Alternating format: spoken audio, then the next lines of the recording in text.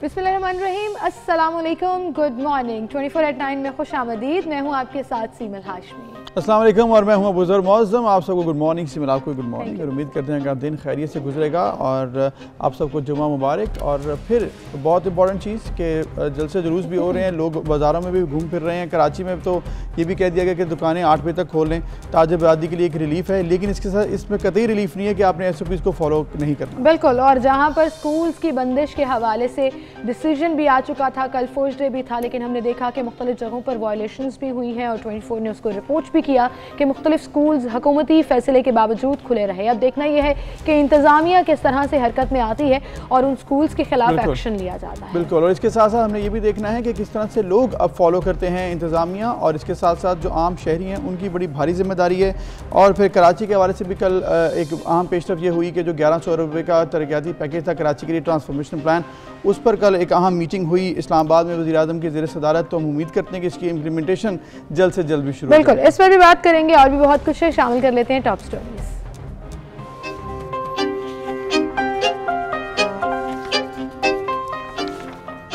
30 नवंबर को मुल्तान में जलसा होगा या नहीं, ज़िले इंतजामिया का इनकार। पीपल्स पार्टी जलसा कामयाब बनाने के लिए तैयार। जियाले पुरजोश, यौम तासीस हर सूरत कामयाब बनाने का अज़्म। दूसरी जानिब पुलिस भी इन एक्शन, ज़िले इंतजामिया से 60 कंटेनर्स मांग लिए।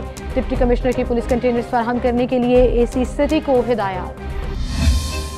वज़ीर-ए-आज़म इमरान खान की ज़ेर सदारत कराची ट्रांसफॉर्मेशन पैकेज से मुतालिक इजलास। Army chief general Qamar Javed Bajwa के इजलास में भी शिरकत।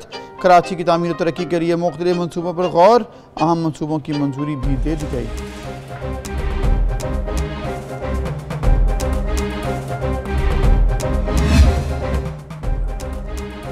वज़ीर-ए-आला पंजाब ने लाहौर में फिरदौस मार्केट अंडरपास का इफ्तिताह कर दिया। तकरीब में सूबाई वज़रा की भी शिरकत। अंडरपास का नाम लाल शहबाज कलंदर के नाम पर रखा गया। पाकिस्तान में कोरोना तेजी से फैलने लगा। एक दिन में मजीद 54 अफराद जान से चले गए। अमवात की तादाद 7897 हो गई। 24 घंटों में मजीद 3113 अफराद में वायरस की तस्दीक। मुतासिरीन की तादाद 3,89,311 तक पहुँच गई। मरीम नवाज मेडिकल तलबा के हक में बोल पड़ी। मेडिकल तलबा को ज़बरदस्ती कहा जा रहा है कि वह एंट्री टेस्ट के लिए 29 नवंबर को हाजिर हों। 1.5 लाख तलबा नहीं, 1.5 लाख खानदानों को ज़हनी अजियत में मुब्तला किया जा रहा है। आज करेंगे इस मसले पर बात। ये थी हमारी टॉप स्टोरीज। बाकायदा आगाज़ करेंगे आज के प्रोग्राम का और सबसे पहले वज़ीर-ए-आज़म के ज़ेर सदार ट्रांसफॉर्मेशन प्लान के हवाले से आला सतही इजलास की बात कर लेते हैं। वज़ीर-ए-आज़म इमरान खान ने कहा कि कराची के मसाइल की मुस्तकिल बुनियादों पर हल इंतहाई ज़रूरी है और मनसूबों की बरवक्त तकमील पर उन्होंने खासा जोर दिया है। बिल्कुल। वज़ीर-ए-आज़म के ज़ेर सदारत कराची ट्रांसफॉर्मेशन प्लान के हवाले से ये जो इजलास हुआ, इसमें विभागी वज़रा शेख रशीद, असद उमर, फैसल वाबडा, मुशीर ख़जाना डॉक्टर अब्दुल हफीज़ शरीक हुए और इसके साथ साथ chief of army staff general Qamar Javed Bajwa ने भी इसमें शिरकत की।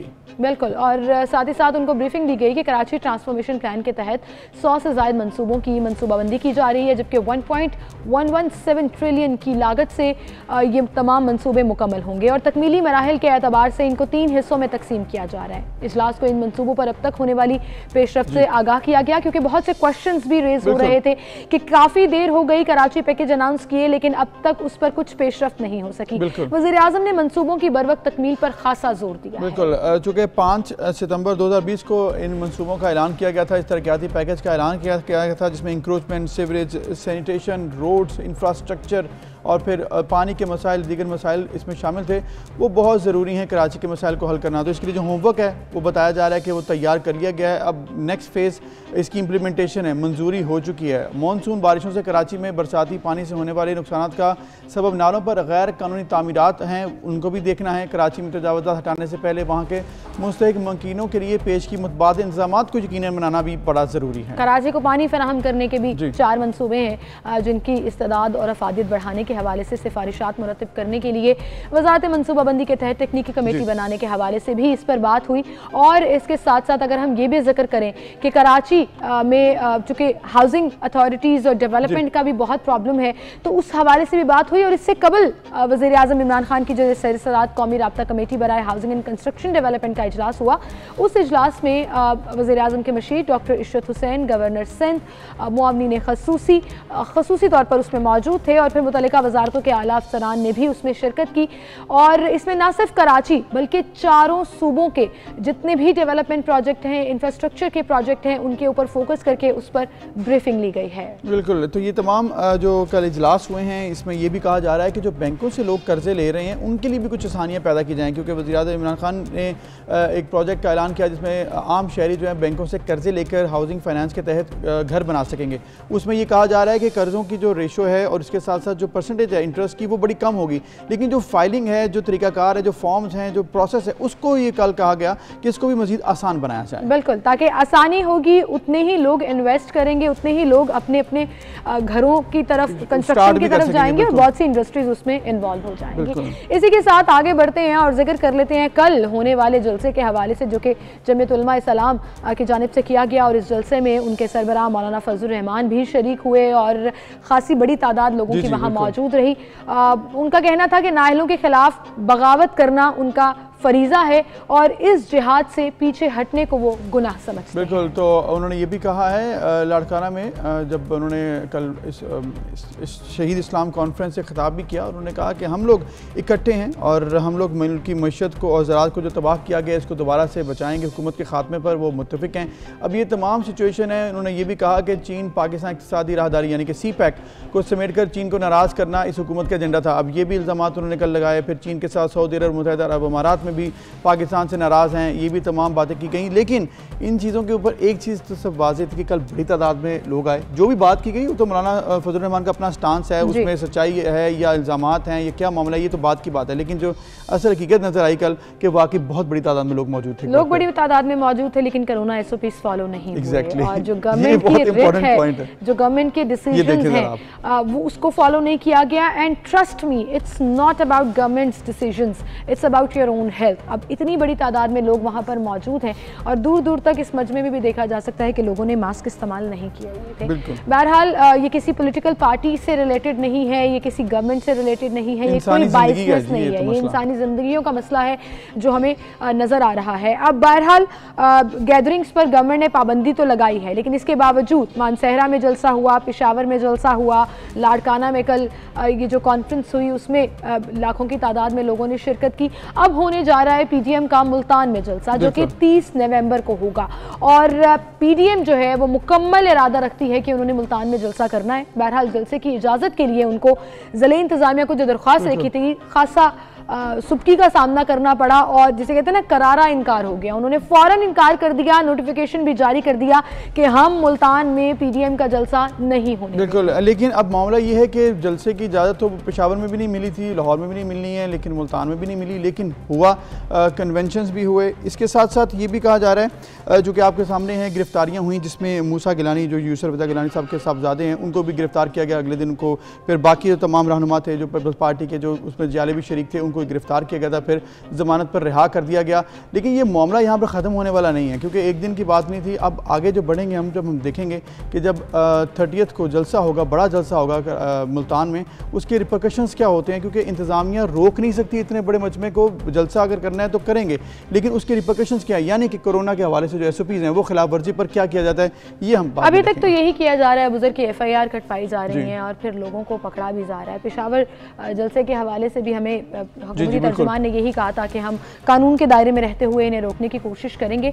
बहरहाल ये तमाम सिचुएशन आपके सामने है और अब कुछ ज़्यादा दूर भी नहीं है। 30 नवंबर 3 दिन रह गए हैं, आज 27 है और 30 को मुल्तान में जो है वो कह रहे हैं कि हम हर हाल में जलसा करेंगे और बड़ा जलसा करेंगे। इसके साथ साथ आपको ये भी बताते चलें कि मरीम नवाज़ ने कल ये ऐलान किया है कि वो इस जलसे में शिरकत करेंगी। उन्होंने कहा कि नवाज शरीफ ने उन्हें इजाज़त दी है और वो इस जलसे में ज़रूर शिरकत करेंगी। और फिर उन्होंने ये भी कहा कि शहबाज शरीफ, हमजा शहबाज और नवाज शरीफ से वफादारी की क़यादत काट रहे हैं, यह हुकूमत ज़्यादा देर नहीं चल सकती। बिल्कुल, और इसके साथ साथ हमने ये भी देखा कि चूँकि मरीम नवाज़ ने अपनी दादी वहाँ के जनाजे में शिरकत करनी है, वो जो सैटरडे को है, फिर संडे को कुल होंगे, तो इन तमाम रसूमात के बाद मंडे को चूँकि जलसा है उसमें वो शिरकत करेंगी। फिर इसके साथ एक और इम्पॉर्टेंट चीज़, पाकिस्तान पीपल्स पार्टी के चेयरमैन बिलावल भुट्टो ज़रदारी, जिनको कल कोरोना पॉजिटिव आया था, उन्होंने भी कहा है कि मैं वीडियो कॉन्फ्रेंस के ज़रिए इस जलसे से खिताब ज़रूर करूँगा। तो ये तमाम मामला एक जानिब है कि जलसे तो होने हैं, लेकिन SOPs की खिलाफ वर्जियाँ भी हम देख रहे हैं रहे हैं और मामला जो है मज़ीद बिगड़ते भी हम देख रहे हैं। बिल्कुल, हमारे साथ मौजूद हैं पाकिस्तान पीपल्स पार्टी के रहनुमा हैं और कासिम गिलानी साहब, उन्हें हम शामिल गुफ्तगू करेंगे और उनसे जानते हैं कि उनकी तैयारी कैसी है। अस्सलाम वालेकुम गिलानी साहब। वालेकुम सलाम जी। बहुत शुक्रिया कासिम गिलानी साहब वक्त देने के लिए। मुल्तान की इंतज़ामिया ने तो वाज़े तौर पर कह दिया कि जलसे की इजाज़त नहीं है, नोटिफिकेशन भी जारी कर दिया। पीपल्स पार्टी और PDM ये कह रही है कि हर सूरत में जलसा होगा, क्या तैयारी है आपकी? सबसे पहले तो thank you Seemal and Abuzar for having me on the show. जैसे कि आपको पता है कि पाकिस्तान पीपल्स पार्टी अपने यौम तासीस के मौके पर 30 नवंबर को मुल्तान के शहर में एक जलसा मुनक्कद करने जा रही है, जो कि पाकिस्तान डेमोक्रेटिक मूवमेंट के जो कायदीन हैं उनके लिए रखा गया है। और आपने अपने इंट्रो में बताया कि मुल्तान जो है वो एक बैटल फील्ड बना दिया गया है। आप ट्रेडिशनली मुल्तान एक को हम सरजमीन औलिया कहते हैं। ये पुरअमन लोगों का शहर है और इस शहर का अमन जो है वो इस हुकूमत ने मुकम्मल तौर पे ख़राब कर दिया है। ना सिर्फ अली मूसा गिलानी और मेरे ऊपर FIR करवाई गई, बल्कि हमारे सैकड़ों वर्कर्स को, जालों को बग़ैर FIR के थानों में, मुल्तान के तमाम थानों में बुलाया गया। उनकी लिस्टें निकाली गई, उनको फ़ोन करके थाने बुलाया गया और उनको एक श्योरिटी बॉन्ड दिया गया कि आप ये श्योरिटी बॉन्ड साइन करें, जिसमें लिखा था कि वो PDM के जलसे में शरीक नहीं होंगे और अगर वो शरीक हुए तो उनको 10 लाख रुपए तावान भरना पड़ेगा। मैंने वो जो श्योरिटी बॉन्ड है आपको भेजा है, आप अपनी स्क्रीन पे दिखा सकती हैं कि जिस तरह हमारे लोगों को हरासा किया जा रहा है। और ये सिर्फ पाकिस्तान पीपल्स पार्टी नहीं, बल्कि मुझे एज चीफ कोऑर्डिनेटर लेकिन कासिम गिलानी साहब, आपकी बात ठीक है, आप जो कह रहे हैं तमाम मामला बड़ा इंपॉर्टेंट है कि ये गिरफ्तारियां नहीं होनी चाहिए। आइडली स्पीकिंग आप बात बिल्कुल ठीक कर रहे हैं कि जब जमहूरियत होती है तो इख्तियार होता है, राइट होता है सबका कि वो कर सकता है अपने इजहार ख्याल। लेकिन यहाँ पर मामला सिर्फ इजहार ख्याल का नहीं है, यहाँ पर मामला जो असल इशू बनता जा रहा है वो है कोरोना के केसेस। कल बिलावल भुट्टो साहब को भी कोरोना के पॉजिटिव केस आ गया। इसके अलावा बहुत से हमने पीपल्स पार्टी में, नून लीग में, फिर पाकिस्तान तहरीक इंसाफ में देखे लीडरान जिनको कोरोना हुआ है। आम आवाम इसमें शामिल है जिसमें कोरोना बहुत तेज़ी से बढ़ रहा है। इसको देखते हुए आपको क्या लगता है कि सिचुएशन किस तरफ जा रही है? जलसा करना चाहिए इस वक्त? आप तो कर रहे हैं, लेकिन आइडली स्पीकिंग देखिए, कोरोना के मामले में हुकूमत जो है, हुकूमत के पास कोई इखलाकी जवाब नहीं है कि वो हमें कोरोना के ऊपर कोई लेक्चर दे। ये हुकूमत, आपको पता है, रिस्ट्रिक्शंस के ऊपर तमाम मॉरल अथॉरिटी खो बैठी है। जहां पाकिस्तान पीपल्स पार्टी जलसा करे या PDM जलसा करे तो उसके ऊपर कोरोना के SOPs और कोरोना की जो दफात हैं वो लग जाती हैं, और उसी शहर पे में PTI जलसा करे तो कोरोना नहीं फैलता।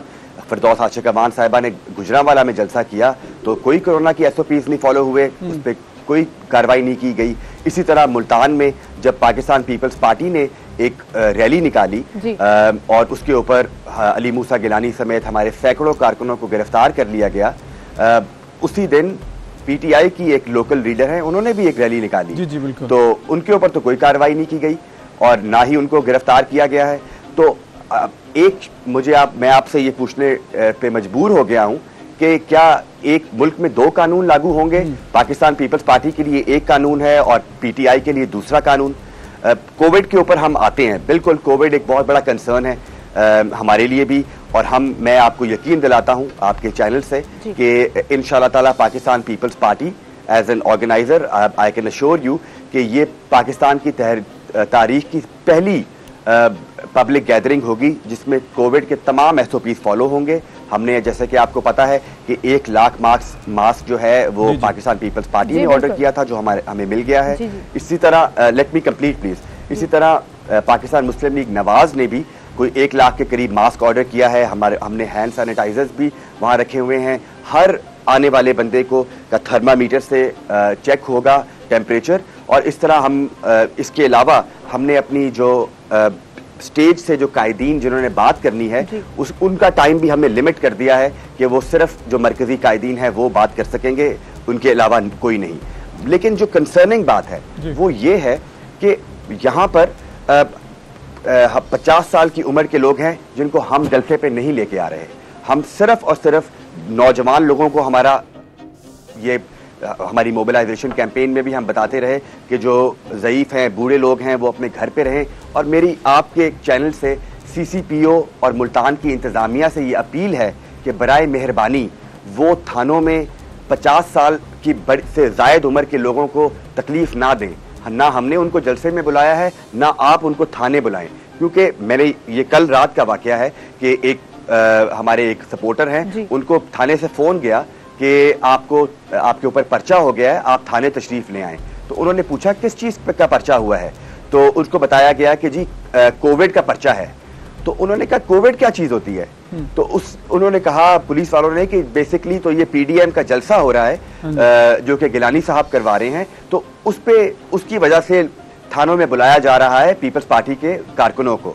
तो उन साहब ने पुलिस के SHO को बोला कि पहले तो मुझे नहीं पता था कि पीपल्स पार्टी कोई जलसा कराने जा रही है, लेकिन अगर आपने मुझे बता दिया है तो मैं अब जरूर जाऊंगा। अच्छा। तो हमारे जो वर्कर हैं वो अब ज्यादा पुरअज़म हैं इस जलसे में शरीक होने। आपने बड़ा एक्सप्लेन कर दिया कि पिक एंड चूज का कानून चल रहा है, और ये बात और ये मिसाल आपकी बिल्कुल ग्राउंड रियलिटी पर पूरी उतरती है कि सेम डे पर पीपल्स पार्टी रैली करे तो लोगों को पकड़ लेते हैं, PTI कन्वेंशन करे तो उस पर कोई बात नहीं करता, कानून की कार्रवाई करना तो दूर की बात है। अच्छा, अब आपने ये जो अश्योरिटी दी है कि मास्क को फॉलो किया जाएगा, कोविड-19 के SOPs को फॉलो किया जाएगा, ये बड़ा खुशाइंद है। And I think this is kind of attitude जो हम एक्सपेक्ट करते हैं हमारे लीडरशिप की तरफ से आए, क्योंकि यही बात है ना, मिसालें लीडरशिप ने सेट करनी है तभी आवाम ने फॉलो करनी है।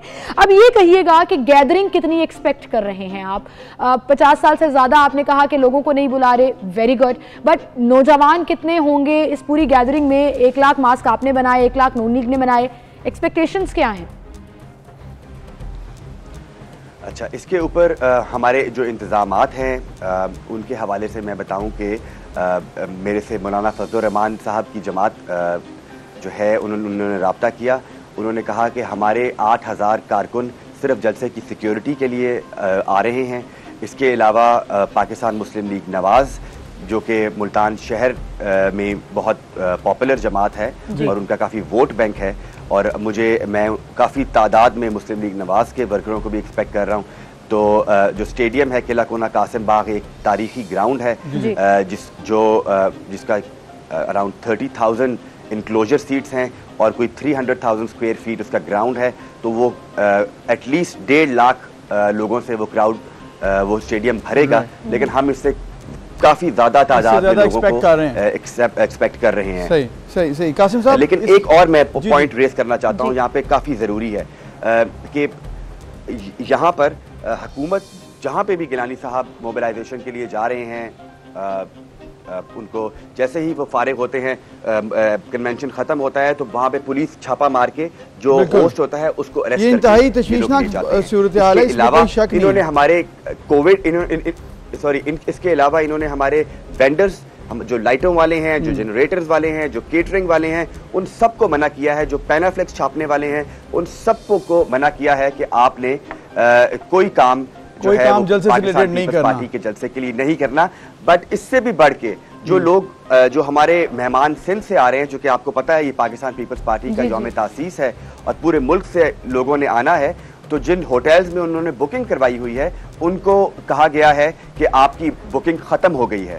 और कल रात आपको मैं ब्रेकिंग न्यूज दूं कि कल रात किले पर जो स्टेडियम है हमारा जहां पे हमने जलसा करना है, मुल्तान की इंतजामिया ने 60 कंटेनर वहां पर रातों रात ऊपर चढ़ा के जितने भी रास्ते जा रहे हैं, कासिम साहब जिसमें आप बता रहे हैं तमाम हुकूमती मशीनरी जो इस्तेमाल हो रही है, जैसे आप बता रहे हैं कि ये जो भी कर लें, जो हथकंडे इस्तेमाल कर लें, ये कंटेनर्स जो हैं हम कागज की तरह उड़ा देंगे, लेकिन जलसा इंशाल्लाह ताला जो है वो किला कोना कासिम बाग में ही होगा जलसा। और आप जैसे बता रहे हैं कासिम साहब कि आपने बताया कि ये जो हुकूमती मशीनरी इस्तेमाल हो रही है लोगों को रोकने के लिए, इंतज़ामिया इसमें इन्वॉल्व है। आपने जिक्र किया कंटेनर्स का कि जो उसके सराउंडिंग में लगा दिए गए हैं। एक और भी अपडेट्स आ रही हैं ये कि कंटेनर्स रास्तों पर लगाए गए हैं टुवर्ड्स मुल्तान, चाहे वो पंजाब से गुजर रही है रोड या फिर वो सिंध से आ रही है। तो ये भी तो बड़ी बड़ी हर्डल्स हैं जो क्रिएट इस वक्त की जा रही हैं, और आइंदा 2 दिन में ये बताया जा रहा है कि मजीद कंटेनर्स लगाकर रोड्स ब्लॉक कर दी जाएंगी। इसको कैसे मैनेज कर कर रहे हैं, आपने अपने कारकुनान को बताया कि अगर कंटेनर्स हों तो फिर रूट कोई और निकालना है, कैसे जाना है, ये तमाम चीज़ें कोऑर्डिनेट हुई हैं भी, और मुल्तान की इंतज़ामिया को भी ये सूट करता है कि जो कायदीन आ रहे हैं, जिनके अपने सिक्योरिटी कंसर्न्स हैं, उनको किला कोना कासम बाग में जलसा करने की इजाज़त दी जाए। अगर वो नहीं देते तो फिर हमारे हाथ से कुछ चीज़ें निकल जाएंगी, और अगर हम रैली की सूरत में बाहर निकलते हैं तो पूरा शहर जो है वो चौक हो जाएगा। हमने 12 पॉइंट्स शहर के आइडेंटिफाई कर लिए हैं, जिसके ऊपर हम वो शहर जो है वो चौक हो जाएगा, हम ब्लॉक कर देंगे और अपने कायदीन को पूरे शहर में से गुजार के हमने वो जलसा करवाना है। और सिक्योरिटी का जो कंट्रोल है, फिर वो पुलिस वो सिक्योरिटी प्रोवाइड नहीं कर सकेगी। इसीलिए मेरी फिर एक अपील है डीसी मुल्तान से और सीसीपीओ से कि वो मेहरबानी करके हमें किले पे जलसा करने की इजाज़त दें, वरना ये जो हालात हैं ये हमारे कंट्रोल से भी बाहर हो जाएंगे। अभी हमने अपने कारकुनों को मुश्तइल होने से रोका हुआ है, फिर हम नहीं रोक सकेंगे। बहुत शुक्रिया गिलानी साहब, आप हमारे साथ मौजूद थे, रहनुमा पाकिस्तान पीपल्स पार्टी और PTM के जलसे के ऑर्गेनाइजर, जो ये बता रहे थे कि अगर बाय फोर्स एडमिनिस्ट्रेटर ने या किसी भी तरीके से हमें रोकने की कोशिश की गई, डायरेक्टली और इनडायरेक्टली, तो प्रोटेस्ट भी होगा और भरपूर जवाबी कार्रवाई भी। बिल्कुल, और ये सूरत हम देख भी रहे हैं, कंटेनर्स की जिस तरह से बात की जा रही है, वो भी बता रहे हैं कि इंतजामिया ने हर्डल्स क्रिएट की हैं, या लोगों को रोका जा रहा है, या जो इंतजाम करते हैं उनको रोका जा रहा है। तो ये एक इनडायरेक्ट तरीका होता है, हमेशा से हर हुकूमत करती है, लेकिन ये तरीकाकार ये ठीक नहीं है, क्योंकि इससे क्या होगा, ज़्यादा मैस क्रिएट हो जाता है, ज़्यादा प्रॉब्लम क्रिएट हो जाती है। बिल्कुल, तो इसको अवॉइड करना आता है तो कंट्रोल नहीं हो पाता। बहरहाल जी, 30 नवंबर को पता लगेगा कि असल में इंतजामिया वाकई में रोकना चाहती है या पहले से ही प्रेशर डालने के लिए कंटेनर्स वगैरह रख रही थी। हमें लेनी है एक छोटी सी ब्रेक के बाद दोबारा हाजिर होंगे।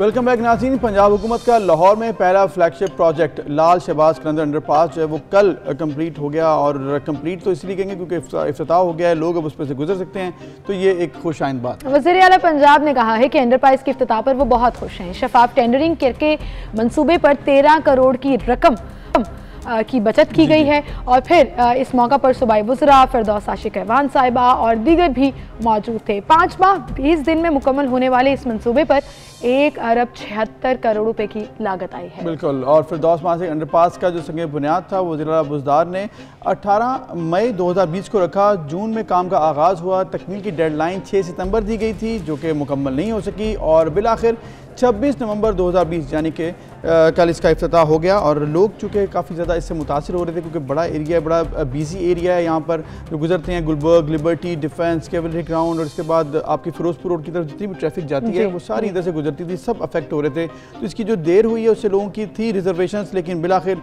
अब कंप्लीट हो गया, तो ये एक अच्छी और रिलीफ की बात है। लाल शहबाज के अंदर अंडरपास से रोजाना तकरीबन 1 लाख शहरी मुस्तफीद हो सकेंगे। ईंधन की मद में सालाना करोड़ों रुपए की बचत भी होगी, क्योंकि टाइम शॉर्ट हो जाएगा, सिग्नल फ्री कॉरिडोर हो जाएगा। और हमें याद है कि जब ये सिग्नल फ्री नहीं था तो ट्रैफिक चौक हो जाया करती थी, ये पूरा बॉटलनेक बन जाता था, 45 मिनट्स 50 मिनट्स का रुकना पड़ता था एक शख्स को। लेकिन now I am just gonna say this Abuzar कि ये पंजाब हुकूमत का पहला अंडरपास है जो लाहौर में उन्होंने तामीर करवाया।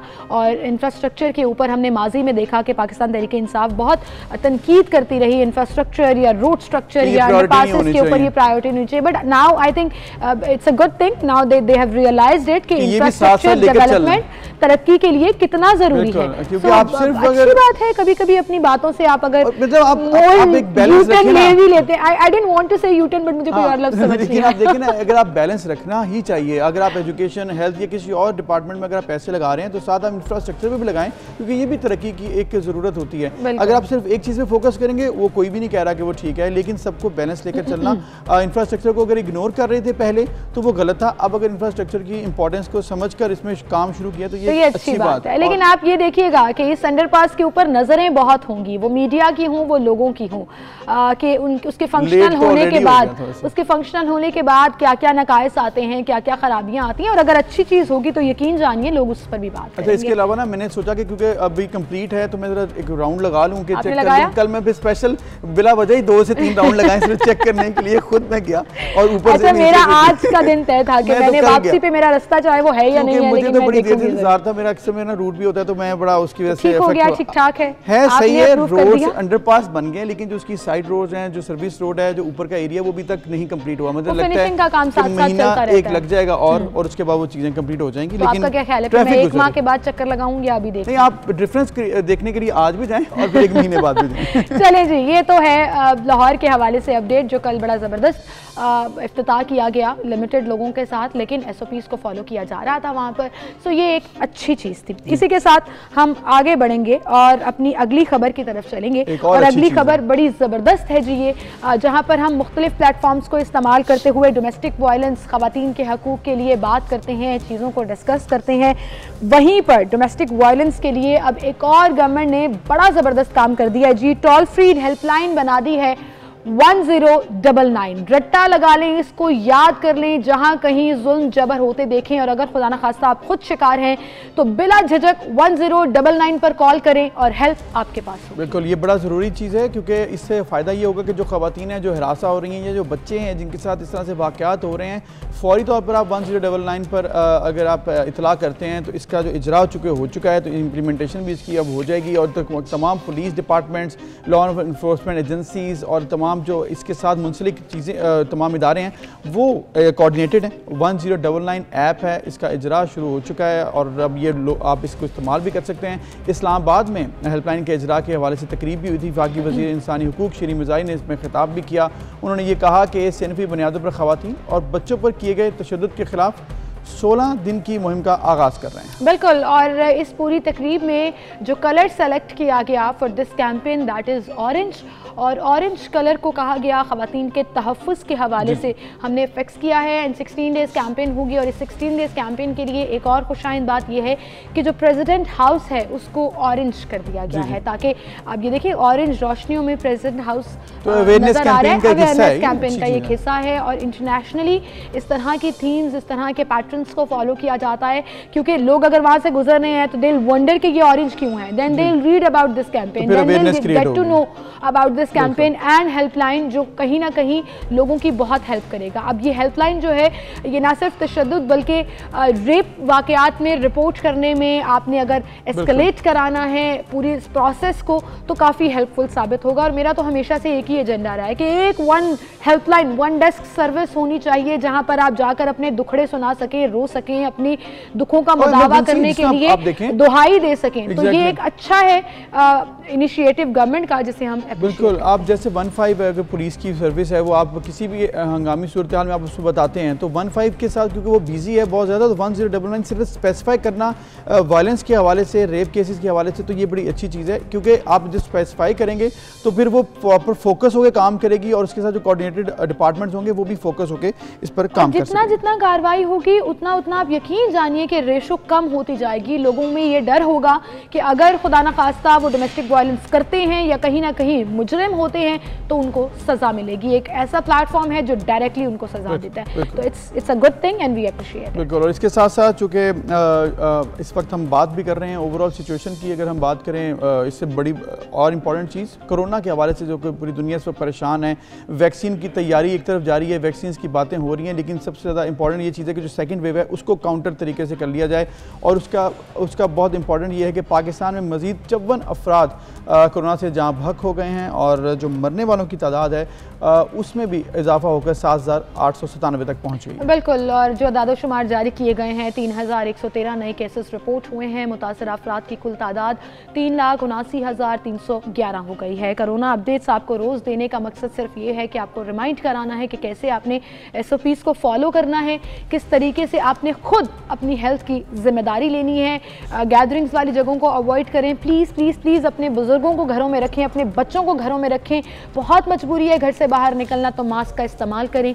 फिजिकल कांटेक्ट, हाथ मिलाना, गले मिलना अवॉइड कीजिए। और प्लीज़ वो जैसे कहते हैं ना कि एक मुहावरा बचपन से हम सुनते आ रहे थे, अपने काम से काम रखें, तो ये अब जो है ना मुझे लगता है SOP में शामिल कर लेना चाहिए कि अपने काम से काम रखें, चीज़ें भी अपनी खुद इस्तेमाल करें, किसी और के साथ शेयर ना करें। और फिर SOPs की खिलाफ वर्जियाँ जहाँ पर अगर आप होती देखें तो वहाँ पर भी आप कह सकते हैं कि भाई आप मास्क क्यों नहीं पहन रहे, क्योंकि ये भी सिटीज़न रिस्पॉन्सिबिलिटी है। आप एज शहरी अगर आप हैं तो उसमें आप ये देखें कि ये बड़ा ज़रूरी होता है कि अगर कोई नहीं भी कर रहा फॉलो, किसी को नहीं मालूम है या किसी को इसकी इंपॉर्टेंस का भी नहीं पता, तो वो बड़ा ज़रूरी है कि आप उसको बताएं कि हाथ साफ रखो, फिर इसके अलावा मास्क पहनो, और अगर तुमने सोशल डिस्टेंस रखे हो तो वो भी करो। मतलब आप किसी साथ वाले दोस्त को, रिश्तेदार को भी बता सकते हैं, ये नहीं कि आपने सिर्फ खुद फॉलो करना है, इसको आगे भी मैसेज को कन्वे। ये है वो मैसेज जो हर रोज के लिए है आपको, और ये डोज आपको रोज मिलती रहेगी। अच्छा, जब डोज मिलती है ना तो कभी कभी आप जैसे कहते हैं ना कि अक्सर ये सुना है कि आपको किसी को नींद आ रही हो तो एक मुहावरा है कि नींद तो सूली पर भी आ जाती है, जो कि एक अच्छी चीज़ नहीं है। ये ख़ास तौर पर ड्राइवर्स के लिए बहुत ख़तरनाक है। और आप देखें कि हमारे हाईवेज़ पर, मोटरवेज़ पर या इवन हमारी रोड्स के ऊपर अक्सर एक्सीडेंट्स की रीजंस जो निकलती हैं अबूज़र, वो ये निकलती हैं कि ड्राइवर को नींद आ गई। स्पेशली जो रात के औकात में वो ड्राइवर्स जो मुसाफिरों को लेकर ट्रैवल कर रहे होते हैं, उनका ये बहुत ज़्यादा प्रॉब्लम होता है। और आप इसमें जी जिससे आप इसमें सबसे बड़ा प्रॉब्लम ये है कि एक्सीडेंट्स की जितनी रेशो अब तक आई है वो सिर्फ इसी वजह से आई है कि ड्राइवर सो गए थे, ड्राइवर को मालूम नहीं पता लगा और वो ऑफ रोड हुए। वो मतलब चाहे वो ट्रांसपोर्ट ट्रक है या फिर इसके अलावा उसमें पैसेंजर भी हैं, वो भी होते हुए कितने एक्सीडेंट्स, सैकड़ों एक्सीडेंट सिर्फ इस वजह से हुए ड्राइवर को नींद आ गई। एक ऐसे ही हादसे का जिसमें हम पूरी फैमिली ट्रैवल कर रही थी लोकल बस में। It was a 72 seater and we were 28 family members इसके बारे में। बिल्कुल बस, और वो ड्राइवर सो गया और पिंडी भटिया के करीब ये एक्सीडेंट हुआ था और बस उलट गई, गिर गई, एवरीबडी वाज इंजर्ड। खौफनाक हॉरिबल इंसिडेंट था वो। अल्लाह ताला सबको बचा कर रखे। लेकिन it kept me wonder back then भी कि कुछ ऐसा सिस्टम नहीं हो सकता कि ड्राइवर्स को नींद ना आए। कुछ इतनी इनोवेशंस हो रही हैं, कुछ बेहतर हो जाए, कुछ अच्छा हो जाए, और वो खुशाइंद इकदाम हुआ। और हुआ ये कि अब एक ऐसी डिवाइस बना ली गई है, एंटी डोजिंग डिवाइस, जिससे ड्राइवर्स को नींद नहीं आएगी। अगर ड्राइवर खुदा ना खास्ता सोने लगा है या सोने के करीब है तो ये डिवाइस जो है उसको जगा कर। अच्छा, इसमें इंपॉर्टेंट बात ये है कि ये आपने कुछ खाना नहीं है, आपने सिर्फ अपने कान के साथ एक डिवाइस लगानी है। वो सेंसर होगा, जैसे ही ड्राइवर को नींद आएगी तो फिर अलर्ट और उसको चुस्त रखने के लिए वो सेंसर बचेगा, अलार्म बचेगा, और ड्राइवर जो है वो दोबारा से अलर्ट होकर अपनी जो व्हीकल है उसको चला सकता है। IG motorway police Syed Karim Imam, additional IG doctor Aftab Ahmed Pathan और DIG गुलाम सरवर भयो की हिदायत पर ये तमाम चीज़ें तैयार की गई हैं और अब इक्विपमेंट तैयार कर लिया गया है और इम्प्लीमेंटेशन इसकी बड़ी ज़रूरी है। इस मौके पर सेक्टर कमांडर सजाद हुसैन भट्टी ने कहा था कि रात के वक्त खुसूसी बस और ऑयल टैंकर्स ड्राइवर्स को चुस्त अलर्ट रखने के लिए ये बड़ा ज़रूरी है। तो जिन्होंने ये बनाई है, जो इस पर इम्प्लीमेंट करवाएंगे, उन्हीं से हम बात कर लेते हैं। बिल्कुल, हमारे साथ मौजूद है जी। अस्सलाम वालेकुम सजाद हुसैन भट्टी साहब। जी वालेकुम सलाम सर, बड़ा ज़बरदस्त काम किया। पहले तो हम अप्रिशिएट करेंगे कि नीड ऑफ द आवर था ये। दिन ब दिन एक्सीडेंट्स की रेशोज़ जो बढ़ती जा रही हैं, ऑल्दो और भी मुहरकात होते हैं, रीजनिंग होती है, लेकिन मेजर परसेंटेज जो आती है वो यही आती है जो रात के औकात में एक्सीडेंट्स होते हैं कि ड्राइवर को नींद आ गई थी। अब वो कमर्शियल ड्राइवर भी हो सकता है, वो खुद जो आप ट्रैवल कर रहे हैं उसमें वो ड्राइवर भी हो सकता है। कैसे आप लोगों को लगा कि इस तरह का कुछ बनाना चाहिए, कुछ साइंटिफिक इनोवेशन होनी चाहिए जिससे हम मेक श्योर कर सकें कि ड्राइवर सोए नहीं? जी thank you channel 24 giving me an opportunity. सबसे पहले तो मैं बताता जाऊं सबको कि national highways and motor SSP साहब से रब्ता हमारा मुनक़ता हुआ और हम उनसे दोबारा रब्ता करेंगे, जिस पे वो हमें बताने जा रहे थे कि जो ज़बरदस्त उन्होंने इन्वेंशन की है। जी SSP साहब, आप तक आवाज़ आ रही है?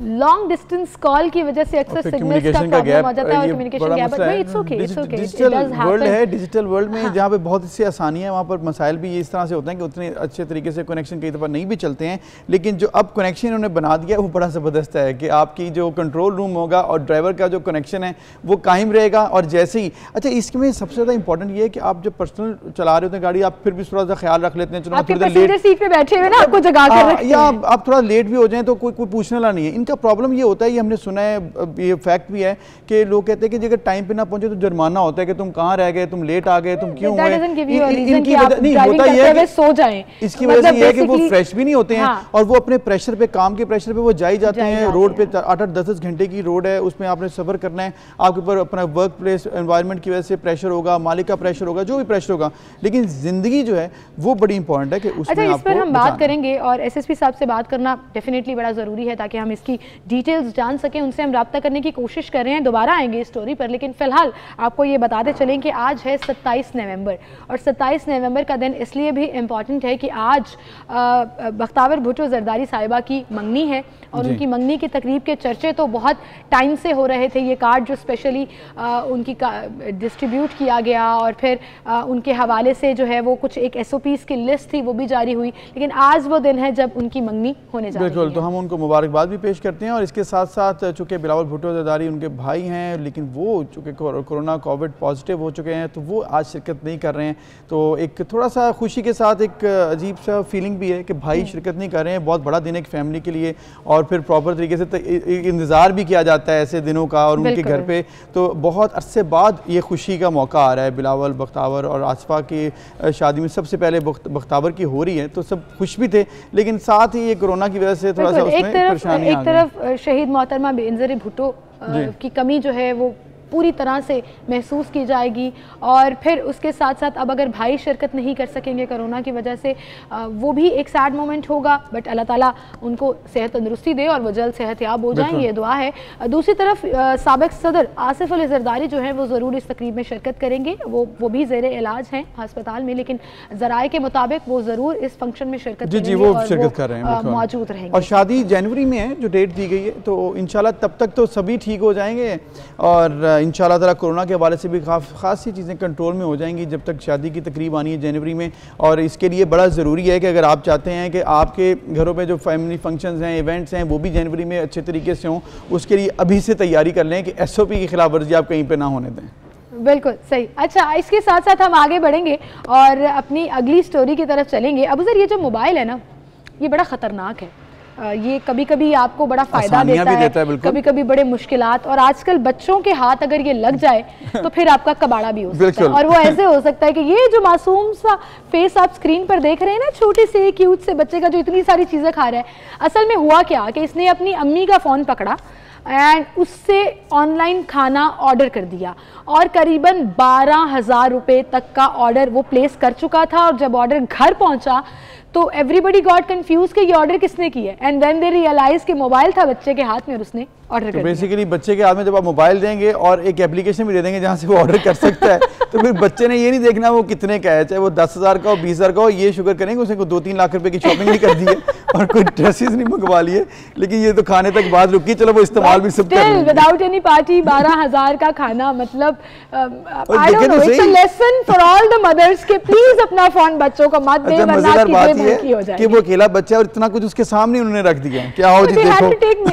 they had to take picture out of it ना, कि बस पिक्चर आ जाए। इन्होंने कहा पहली दफा नहीं किया, ये ब्राजीली बच्चा है, इन्होंने पहली दफा नहीं ऐसे किया, इससे पहले भी कई दफा ये ऐसे ऑर्डर कर चुका हुआ है। तो ये भी वो बता रही थी इसकी जो वालिदा, जब हम स्टोरी पढ़े थे, कि इसने 2 से 3 दफा पहले भी छोटे छोटे ऑर्डर किए, इस दफा वो बड़े लेवल पे चला गया और 12,000 का। लेकिन अगर नेक्स्ट टाइम बचाना है आपने बड़ी शॉपिंग से, तो बड़ा अच्छा तरीका है कि बच्चे के एप्लीकेशन निकाल दें या इंटरनेट की सहूलत उससे खत्म कर दें। बिल्कुल, इंटरनेट की सहूलत खत्म कर दें, लेकिन बच्चों को आप गैजेट से कैसे रोकें, मतलब उनका स्क्रीन टाइम, उनको कंट्रोल करने के लिए, उनकी टाइमिंग्स को मैनेज करने के लिए कुछ तो करना पड़ेगा।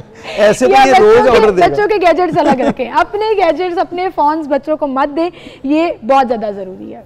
तो इसके अलावा एक और भी चीज़ हमने ये देखी है कि YouTube किड्स जिस तरह आ गए ना, मैंने अभी रिसेंटली मुझे पता लगा, क्योंकि अब हमारी बच्चे हैं तो अब ये ऐसी चीज़ें पता लगती हैं, तो बड़ी इंपॉर्टेंट चीज़ है कि YouTube किड है। अगर आप इसी तरह बाकी चीज़ें भी आप इस्तेमाल करें, और बच्चों के लिए आसानी है, लेकिन आपने पेरेंट्स के लिए मुश्किलात क्रिएट कर दी हैं। बिल्कुल सही। अच्छा जी, SSP साहब से हमारा रब्ता हो गया, टाइम हमारे पास कम है क्योंकि टेक्निकल की वजह से प्रॉब्लम हो रही थी कम्युनिकेशन में, लेकिन हम उन्हें शामिल गुफ्तगू कर लेते हैं।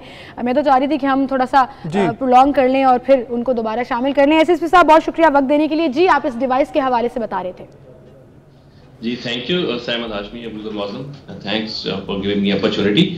सबसे पहले तो मैं बताता चलूं, हाईवेज एंड मोटर पुलिस जो है, इन्होंने अपने 23 साल खिदमत के अपने कल कंप्लीट किए हैं। 26 नवंबर जो है ये national highways and motor police का रेजिंग डे है। तो इस रेजिंग डे पे जो हमने एक गिफ्ट दिया है पब्लिक को, रोड यूजर्स को, वो एंटी डोजिंग डिवाइस की सूरत में है। यहाँ पर हमने फ्री ऑफ कॉस्ट डिस्ट्रीब्यूट किए हैं।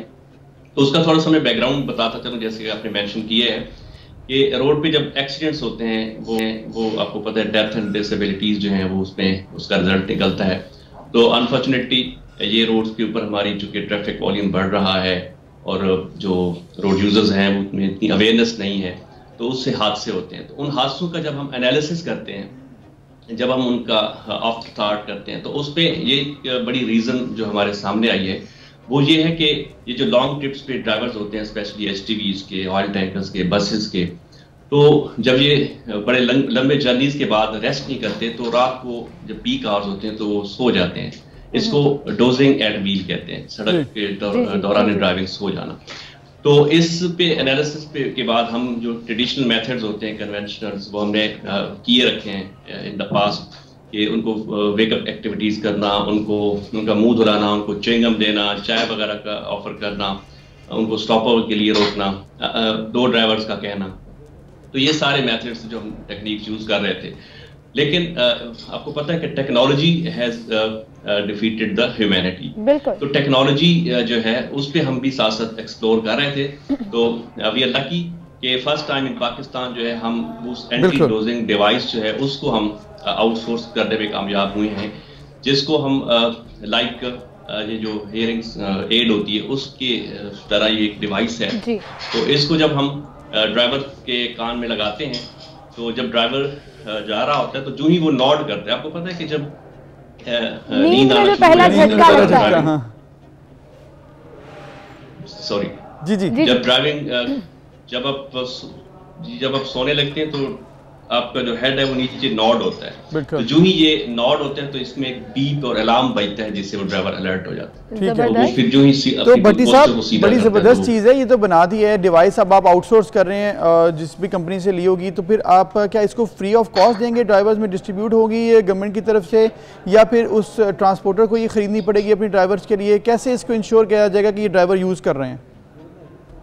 जी एग्जैक्टली, ये पहले हमने एज अ सैंपल मुख्तलिफ कंपनीज को जो है हम उनको डोनेट कर रहे हैं, हमको एज अ सैंपल दे रहे हैं। तो उन्होंने आगे फर्दर जो है उन्होंने अपने ऑर्डर्स वगैरह दिए हुए हैं मुख्तलिफ जो कंपनीज हैं, तो इन बल्क को ज़ाहिर है वो खुद जिम्मेदार हैं कि वो परचेज करेंगे। तो हमने इसको लॉन्च किया है उनको सेंसिटाइज करने के लिए, उनको अवेयरनेस देने के लिए कि ये एक ऐसी गैजेट आ गई है जिससे आप प्रिवेंट कर सकते हैं डोजिंग को। बिल्कुल सही। और फिर वो कंपनीज की जिम्मेदारी होगी कि एक्सीडेंट्स को अवॉइड करने के लिए वो इस डिवाइस को इस्तेमाल करें। वेल एसएससी साहब, I wish we had more time, तो हम इस पे और भी बात कर सकते थे, लेकिन जितनी एलैबोरेशन आपने इस कम टाइम में कर दी वो बड़ी ज़बरदस्त है। और जो लोग सुन रहे हैं और अपनी पर्सनल कैपेसिटी में इसको लेना चाहते हैं, ख़रीदना चाहते हैं, उनके लिए ये एक बड़ी अच्छी चीज़ है। और मुझे लगता है कि ज़िंदगी से बढ़कर कुछ नहीं है, और अगर ये डिवाइस आपकी ज़िंदगी बचा सकती है और आपके साथ ट्रैवल करने वाले लोगों की ज़िंदगी बचा सकती है, तो क्या ही बात है। एक ब्रेक लेते हैं, फिर मिलेंगे।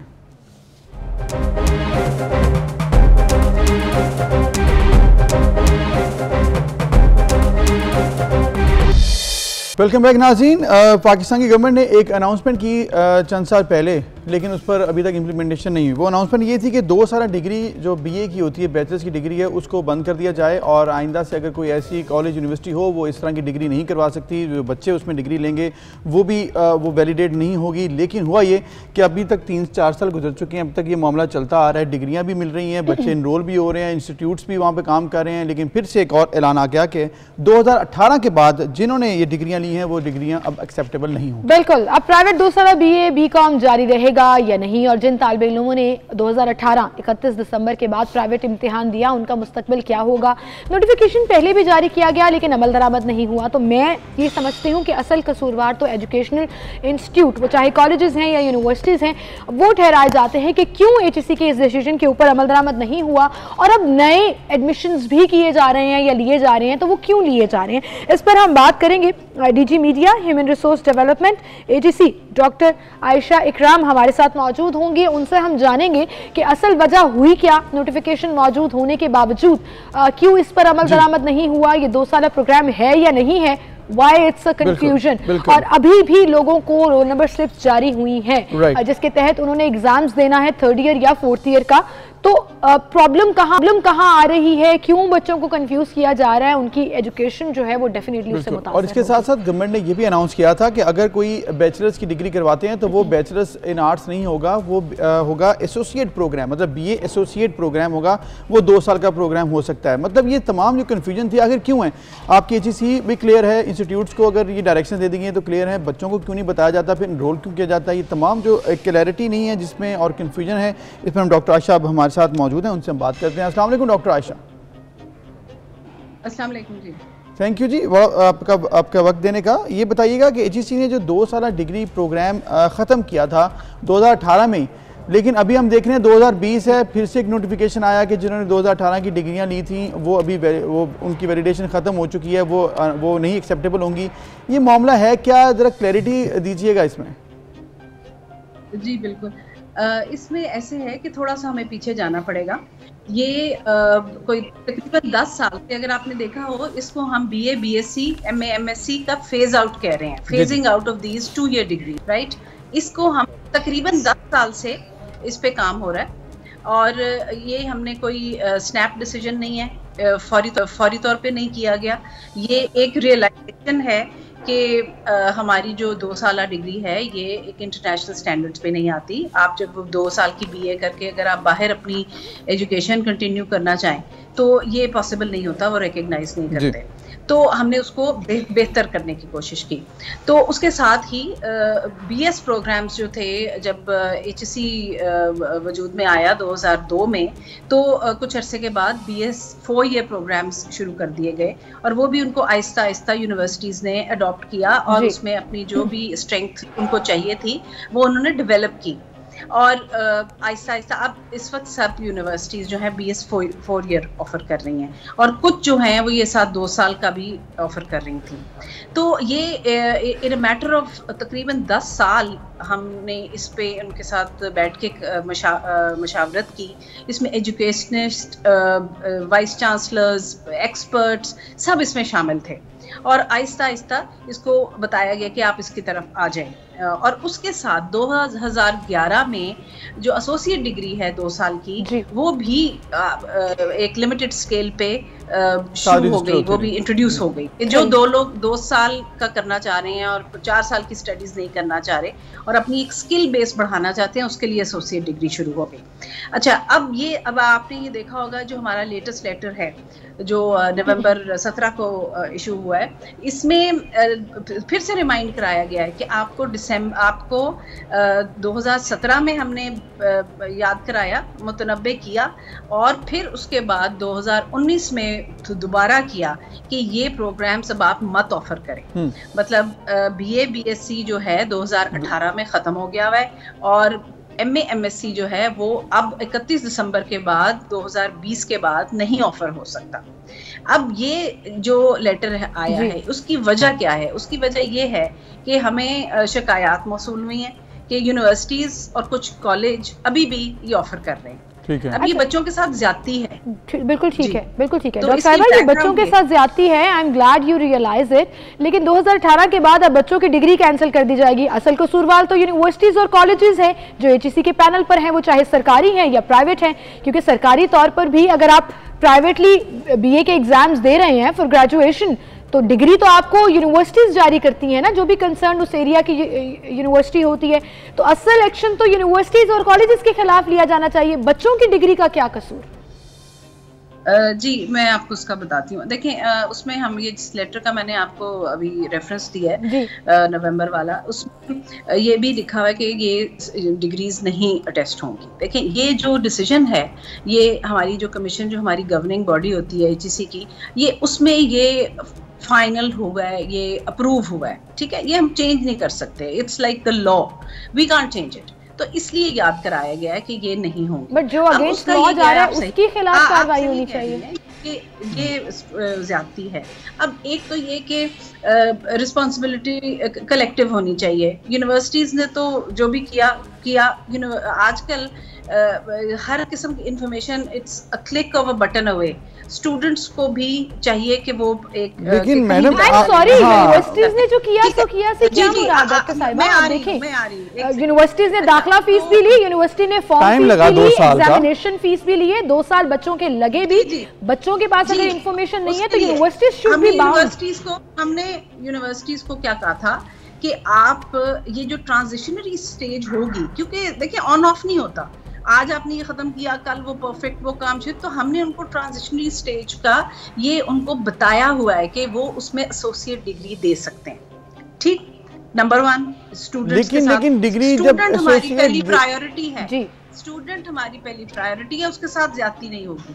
दूसरी बात, अगर नहीं उनका ये मसला हल होता तो वो यूनिवर्सिटीज उनको 3 गुना फीस वापस करेंगी। लेकिन वक्त कैसे वापस करेंगी डॉक्टर साहिबा, वक्त कैसे वापस आएगा? क्योंकि देखिए 2 साल अगर एक बच्चे के स्टूडेंट के ज़ाया हो जाएंगे तो फीस वापस आ जाएगी, वक्त कैसे वापस आएगा जो 2 साल उसके ज़ाया हो गए ना? मतलब आपने कह दिया कि 2018 31 दिसंबर के बाद डिग्री को तस्लीम नहीं करेंगे, रिकग्नाइज नहीं करेंगे, तो वो तो टाइम ज़ाया हो गया ना उसका। बात सुने मैं यही कह रही हूँ ना कि उनका, इसलिए हम उनको वो एसोसिएट डिग्री उनको यूनिवर्सिटी दे सकती है, ठीक है? उसको एसोसिएट डिग्री के तौर पे उसको रिप्लेस कर दें। इट इज 14, हाँ जी 14 इयर्स एजुकेशन है वो 14 इयर्स एजुकेशन, बट वो ग्रेजुएट नहीं होगा जो कि बीए 14 ईयर जी, बट वो ग्रेजुएशन नहीं कहलाएगी, वो ग्रेजुएट नहीं होगा। इक्विवेलेंट वो है, मतलब वो देखिए जो एसोसिएट डिग्री का जो मकसद है ना कि उसका जो एक्चुअल हम करना चाह रहे हैं और जो कुछ जगहों पे जहाँ पहले ऑफर हो रही है वहाँ वो ये है कि उसमें स्किल बेस उसकी बढ़ेगी। अब एक जो बीए है, अब देखिए किसी चीज को बुरा कहना आसान है, लेकिन पॉइंट ये है कि आपके पास एक डिग्री है, आपके पास एक कागज है, उससे आपको मिल क्या रहा है? सिंपल बीए से आप अब नौकरियां नहीं मिल रही। अब जो मार्केट में जो है ना रिक्वायरमेंट, वो अगर आपको चाहिए, कोई होटलिंग में करना चाह रहा है, ठीक है, ऑब्वियसली प्रोफेशनल डिग्री चाहिए होंगी। जी जी डॉक्टर साहब आपकी बात ठीक है कि प्रोफेशनल डिग्री चाहिए होंगी। अब हमारा यहाँ पे जो अभी क्वेश्चन है, प्रोफेशनल नहीं है, ये प्रोफेशनल नहीं है, लेकिन ये स्किल आपकी बढ़ा रही है, कॉम्पिटेंसी बढ़ा रही है। अब यहाँ पर जो अब आप कह रही हैं कि जो बेसिकली जो बच्चे 2 साल की डिग्री लेंगे उनकी डिग्री बैचलर्स की नहीं होगी, उनको जो डिग्री ऑफर की जाएगी वो एसोसिएट डिग्री होगी और वो डिग्री 2 साल की एटलीस्ट मानी जाएगी, ये नहीं कि 2 साल ज़ाया हो गए। ऐसा ही है? नहीं, बिल्कुल सही आप कह रहे हैं। और देखिए दूसरी ये बात है, ये हमारा एक नेशनल एजुकेशनल फ्रेमवर्क है, सॉरी नेशनल क्वालिफिकेशन फ्रेमवर्क है, उसमें ये है कि जैसे कोई बीएस पढ़ रहा था, ठीक है, वो 4 साल के लिए दाखिल हुआ, किसी वजह की बिना पर उसके कोई प्रॉब्लम हो गई, बीमार हो गया, वो नहीं पढ़ना चाह रहा, वो 2 साल के बाद एग्जिट ले सकता है, ठीक है? वो एग्जिट लेके उसको एसोसिएट डिग्री ले सकता है। और अगर वो बाद में सोचे कि मुझे पढ़ना है, मुझे फिर से बीएस करना है, तो वो 5th सेमेस्टर में शामिल हो सकता है। बिल्कुल ठीक, यानी कि आप जो सेमेस्टर फीस वाली ऑप्शन है अब वो तमाम स्टूडेंट्स के लिए हो जाएगी। 2 इयर्स के बाद आप ड्रॉप आउट अगर कर रहे हैं तो आप फिर दोबारा अगर कंटिन्यू करना चाहें तो वहीं से कर सकेंगे। बट इट्स वेरी सिंपल, जैसे अभी आपने कहा, ये बड़ी जबरदस्त बात है कि जी आप बात कंप्लीट कीजिए। जी मैं ये बता रही हूँ कि ये हमने 12 ये चीज शेयर की हुई है यूनिवर्सिटीज के साथ, कि ये है कि we are trying to make it easy for the student to study. कई दफा होता है कि आप छोड़ना पड़ जाती है आपको पढ़ाई, तो ये आपने हमें उनको एक ऑप्शन दी हुई है कि आप उसके एंटर हों 5th सेमेस्टर। बिल्कुल ठीक है। डॉक्टर साहब अब ये भी बता दीजिएगा, थोड़ा क्लियर कर दीजिएगा कि बड़ी सिंपल सी बात है, आपने कहा कि 2 साल डिग्री जो आप एसोसिएट डिग्री अब उसे कह रहे हैं, जैसे ग्रेजुएशन की डिग्री कहा जाता था, जो अब कैंसिल कर दी है HEC ने, कि उसके बाद नौकरियां नहीं मिलती, उस डिग्री की इनडायरेक्टली वर्थ कोई नहीं है, आप ये कहना चाह रही हैं। तो इट्स वेरी सिंपल कि उसको बिल्कुल ही खत्म क्यों नहीं कर देते? आप अपने सरकारी कॉलेजेस में या यूनिवर्सिटी से ये ट्रेंड क्यों नहीं सेट करते कि सिर्फ 4 इयर्स डिग्री प्रोग्राम होगा जिसके बाद आप डायरेक्टली MPhil कर सकते हैं, उसके बाद मास्टर्स करने की जरूरत भी नहीं होगी? Why not implemented simply? इतना कंफ्यूज क्यों किया जा रहा है स्टूडेंट्स को? नहीं देखिए, ये आप इसको बहुत सिंपल आप ले रही है ना। अगर ऐसे कर दिया जाए तो आई एम श्योर कि एक और बड़ा इस पे मसला उठ जाएगा। हम सब रास्ते बंद नहीं करना चाहते, कोई BS करना चाहता है। ये जो आपने बात की ये बिल्कुल है कि we are encouraging degree colleges also to offer BS programmes. ये साथ साथ डिग्री की वर्थ ही नहीं है तो फिर आपकी पब्लिक यूनिवर्सिटीज या कॉलेजेस क्यों ऑफर कर रहे हैं? नहीं, लेकिन उनको पढ़ाने के लिए ना उनको चाहिए, लोग चाहिए उनको, वो उसको स्ट्रेंथ उस पर वो काम कर रहे हैं। जो आप कह रही हैं कि इसको बिल्कुल खत्म कर दें 2 साल को, जैसे मैंने आपको बताया कि क्योंकि AD अभी एसोसिएट डिग्री इतनी आम नहीं हुई, लेकिन देखिए इसमें जो होटलिंग में कर रहे हैं, जो कोई अगर करेगा मीडिया स्टडीज में, उसमें वो करके आएगा। डॉक्टर साहब आपने खुद कहा ना कि इसकी वर्थ नहीं है, तो फिर कोई क्यों पढ़े और गवर्नमेंट क्यों इनकरेज करे उसे वो पढ़ने पर? सब लोग नहीं अफोर्ड करते ना 4 ईयर पढ़ना, तो बेसिकली वर्चुअल डिग्री के लिए पढ़ते रहे स्टूडेंट्स, उसकी फी एक मसला होता है।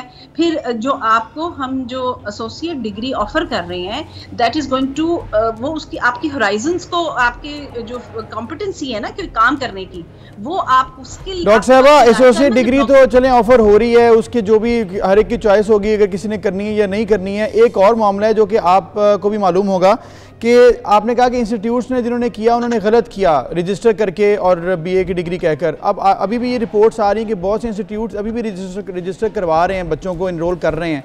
उनका क्या होगा, उनके खिलाफ कार्रवाई क्यों नहीं कर पा रहे हैं? आप लोग प्रॉपर तरीके से उनको फाइन करें, उनकी यूनिवर्सिटी को बताया जाए कि ये गलत डिग्री है, उसके लिए कुछ अभी तक नजर नहीं आया। 3 गुना फी देंगे ना, जब 3 गुना फी देंगे ना तो वो भी फाइन ही है। लेकिन अगेन आपकी बात बिल्कुल सही है कि हम अब उनको एक बड़ी डिटेल्ड इंस्पेक्शन उनकी होगी, इंस्पेक्शन की जा रही है, लेकिन कोई कार्रवाई क्या की जाएगी? कोई फाइन होंगे उनको? वो होगी, the programmes will be banned, बिल्कुल बैन होंगे।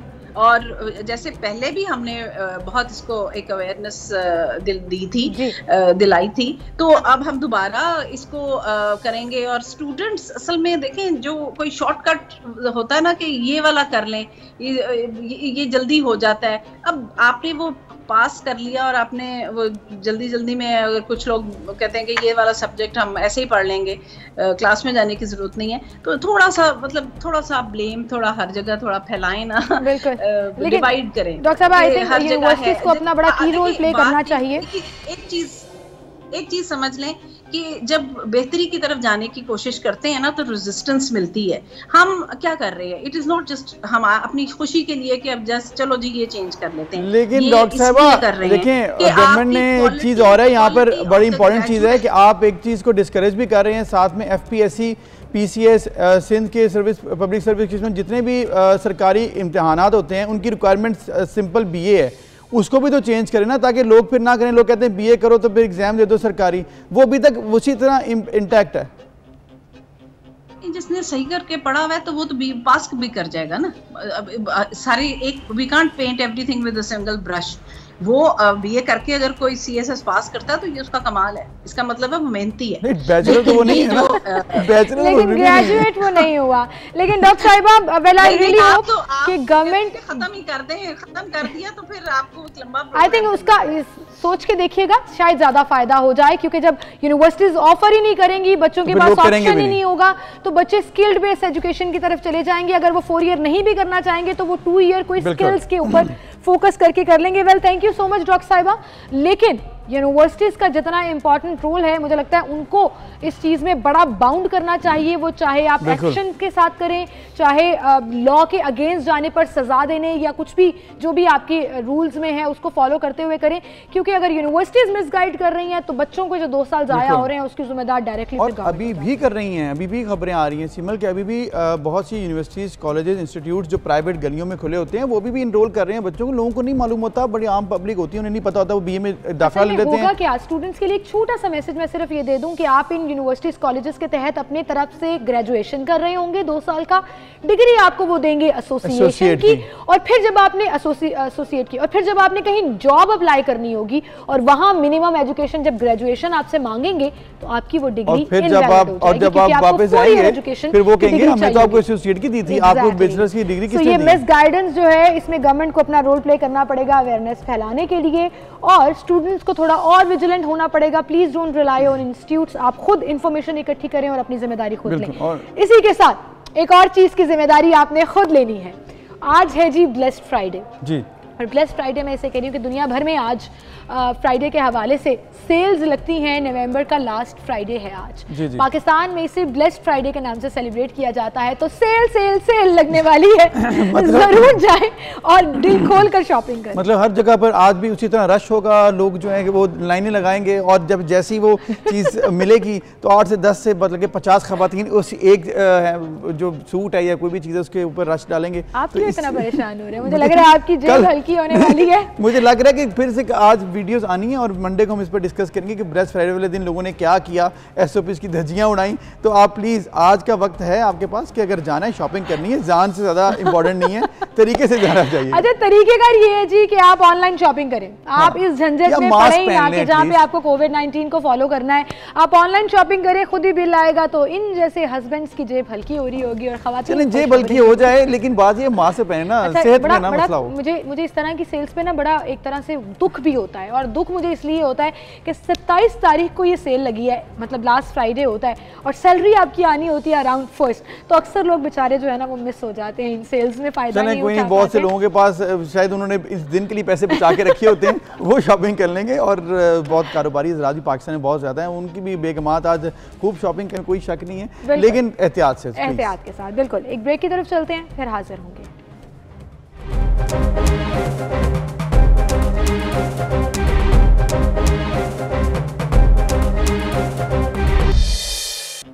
वेलकम बैक नाज़रीन। इंसान अगर ख्वाब बड़े देखे, उसके लिए कोशिश करे तो कोई भी चीज़ नामुमकिन नहीं है। अगर आप किसी मतबस घराने से हैं या आपका ताल्लुक कोई बहुत बड़े घर से नहीं है तो फिर भी आप बहुत ज़्यादा तरक्की कर सकते हैं, इसमें कोई शक नहीं है। दुनिया में बहुत सी बेशुमार मिसालें मौजूद हैं जब लोग एक छोटे से कारोबार से उन्होंने काम शुरू किया और फिर वो एक एम्पायर के मालिक भी बन गए, और पाकिस्तान में भी बहुत सी मिसालें, इसमें कोई शक नहीं। बिल्कुल, आप छोटी एज में शुरू करते हैं, बहुत सी हर्डल्स, बहुत से चैलेंजेस आते हैं, लेकिन किस तरह आप उन चैलेंजेस को अबूर करते हैं, दैट इज़ योर डिटर्मिनेशन। आप कितने पुरअज़्म हैं, आप कितने मेहनती हैं और आप कितने फोकस्ड हैं, ये 3 चीज़ें बहुत मैटर करती हैं तरक्की के लिए। पैसा मैटर नहीं करता, रिसोर्सेज मैटर नहीं करता, और इवन एजुकेशन जो है वो भी आप डिटर्मिनेशन से ही हासिल करते हैं। अदरवाइज आपके पास जितनी मर्जी एजुकेशन हो, हमने ये भी देखा है कि बहुत ज़्यादा पढ़े लिखे लोग भी सक्सेस नहीं हासिल कर पाते हैं अपनी लाइफ में। ऐसे ही एक एग्जाम्पल हमारे साथ मौजूद है जो ना सिर्फ अपने लिए उन्होंने बहुत काम किया, बल्कि अब बाकी नौजवानों को सिखाने में, मोटिवेट करने में, इंस्पायर करने में अपना रोल प्ले करते हैं। बिलाल शफीक है हमारे साथ, जिनका ताल्लुक रियल एस्टेट से है। अस्सलाम वालेकुम बिलाल, वेलकम। क्या हाल चाल है बिलाल? बहुत शुक्रिया आपका, थैंक यू जी। बिलाल, आपके बारे में हम पढ़ रहे थे कि आप दुपट्टा मार्केट में काम करते थे कश्मीर बाज़ार लाहौर में, और अब माशाल्लाह आप एक रियल एस्टेट बिज़नेस चला रहे हैं बड़े ज़बरदस्त तरीके से और बड़ा कामयाब तरीके से, ग्रेजुएट भी हैं आप। बताइएगा ये सफ़र, थोड़ा सा लोगों के लिए भी इंस्पिरेशन होती है कि किस तरह से हम छोटे से कारोबार से फिर आहिस्ता आहिस्ता तरक्की करें, हौसला ना हारें। जी बिल्कुल, मेरा जो फैमिली बैकग्राउंड है, हमारा बैकग्राउंड ये था कि हम कपड़े का काम करने वाले शेख होते हैं हम। तो जब मैं छोटा था तो मेरे फादर ने मुझे बोला कि ये दुपट्टे पकड़ो, आई वॉज 11 ईयर ओल्ड, अच्छा, और ये ना कश्मीर बाज़ार में बेच के आओ। तो इट वाज फर्स्ट एक्सपीरियंस कि इसको सेल कैसे करना है, मेरी जो सेल्स की पहली टेक्निक थी। तो मैं सारा दिन घूमा लेकिन कोई भी चीज़ नहीं बिकी। मैं वापस आया, मायूस हुआ, मैंने कहा मुझे ये काम नहीं करना, मुझे घर जाना है या स्टडी करनी है। तो एट द एंड हमारे इस माशरे में या हमारी फैमिली में कल्चर ये है कि जो भी लड़का है ना उसको मैक्सिमम मैट्रिक करवाना है, इससे ज़्यादा पढ़ाना नहीं है। थोड़ा ग्रो हुआ, चीज़ें इमेच्योरिटी की तरफ थी, समझ नहीं थी कि लाइफ में करना क्या है, विजन कोई नहीं था, क्योंकि यहाँ पे आपको गाइड करने वाला कोई मिलता नहीं है अनफॉर्चुनेटली। तो निकला मार्केट में, लेकिन एक ही चीज़ थी कि बस डिग्री हासिल करनी है, क्योंकि एक चीज़ फिल्टर की होती है बचपन से आपके दिमाग में कि डिग्री नहीं है तो आप अपने फ्यूचर में सक्सेसफुल नहीं हो सकते। बिल्कुल सही। तो डिग्री के पीछे भागते हम एक इस पोजीशन पर पहुंचे कि यूनिवर्सिटी में मैं इतना कंफ्यूज होता था, जब प्रेजेंटेशन का टाइम होता था ना तो मैं कांपना शुरू कर सकता था, और क्लास में सारे हंसते थे मेरे ऊपर कि इसको बोलना नहीं आता, ये किस तरह से प्रेजेंट करेगा। तो वो इतनी हेट और इतनी वो चीज़ें लेके ना आप और प्रेशराइज हो जाते हो फ्यूचर को लेके कि फ्यूचर में करोगे क्या बनेगा। क्योंकि एक ही चीज़ हमारे अगेन मैं बात बता रहा हूँ कि एक दिमाग में फ़िल्टर की जाती है डिग्री। जैसे भी आप मिस आयशा से बात कर रहे थे, वो डिग्री के बारे में कह रही थी, 2 साल की डिग्री से आप सक्सेसफुल नहीं हो सकते। मैं ये कहता हूँ कि आपने अगर मैट्रिक भी नहीं किया हुआ तो आप सक्सेसफुल हो सकते हैं। बिल्कुल सही, बिल्कुल। उसकी वजह ये कि दुनिया भर में किसी भी कंट्री में आप चले जाएं, टर्की में चले जाएं, चाइना में चले जाएं, रशिया में चले जाएं, उनको इंग्लिश बोलनी नहीं आती, वो पढ़े लिखे भी नहीं होते, फिर भी वो सक्सेसफुल हैं। बिल्कुल ठीक। क्यों? क्योंकि उनका एक विजन होती है ना, फिर स्किल्स भी तो होती है। एग्जैक्टली, एक तो स्किल्स होती हैं, दूसरी बात ये कि बचपन से उनको ग्रूम किया जाता है, बच्चों को बताया जाता है कि बेटा जो करना कर लो।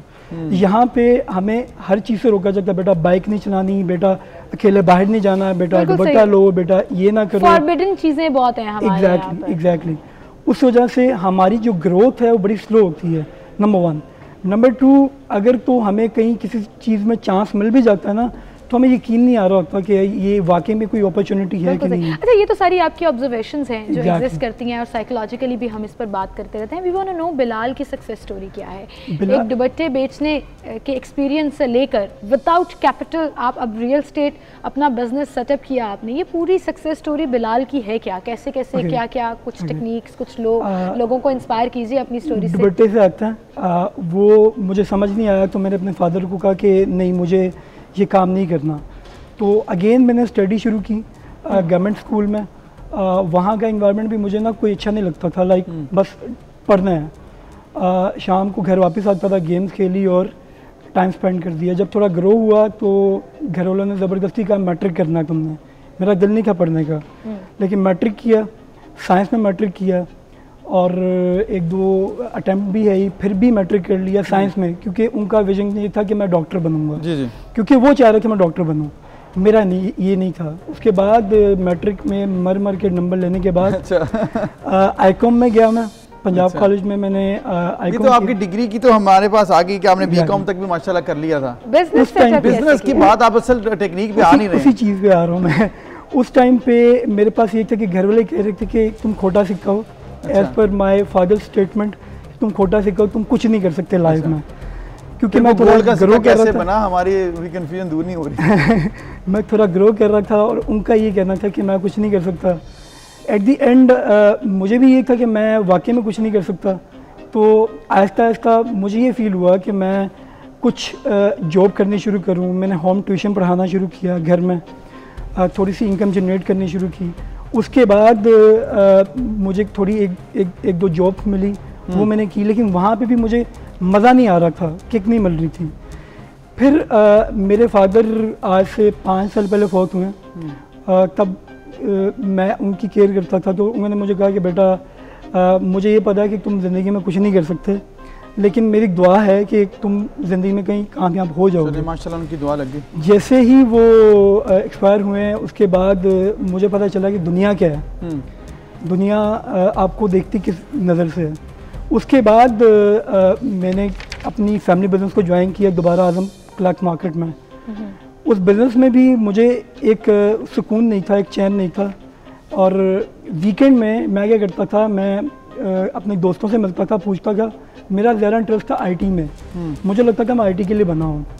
पूछता था, मिलता था। लेकिन फिर आप रियल स्टेट में कैसे आ गए? और मेरा सवाल जो लोगों को इंस्पायर करेगा, ये स्टोरी तो गुजर गई और आपने भी बता दी, हम भी उस पर बात कर रहे थे। सवाल मेरा ये है कि विदाउट जीरो इन्वेस्टमेंट के साथ हमारे यहाँ स्टीरियोटाइप है कि लोग रियल स्टेट सेटअप नहीं कर सकते। आपने किया, आपके 5 ऑफिसेज हैं, आपके लिए अब लोग काम कर रहे हैं। How did you do that? बड़ा सिंपल सा सवाल है, अगर सिंपल सा जवाब मिलेगा तो ठीक है, क्योंकि टाइम कम है, अदरवाइज फिर लोग मिस कर जाएंगे ये इन्फॉर्मेशन। सो सिंपल सा जवाब आपको देता हूँ। ज़ीरो इन्वेस्टमेंट का मतलब ये होता है कि आपने अपनी सराउंडिंग में लोगों को इंस्पायर करना होता है कि you are in real estate. जब आप इंस्पायर करते हो तो लोग आपके पास आते हैं कि जी देयर इज़ द प्रॉपर्टी, इसको सेल करो, इसको बाय करो। मेरे पास ज़ीरो इन्वेस्टमेंट थी, लेकिन मैंने आजम क्लॉक मार्केट में लोगों को बताया कि मैं रियल स्टेट में आ गया। कमीशन एजेंट के तौर पे आपने शुरू किया?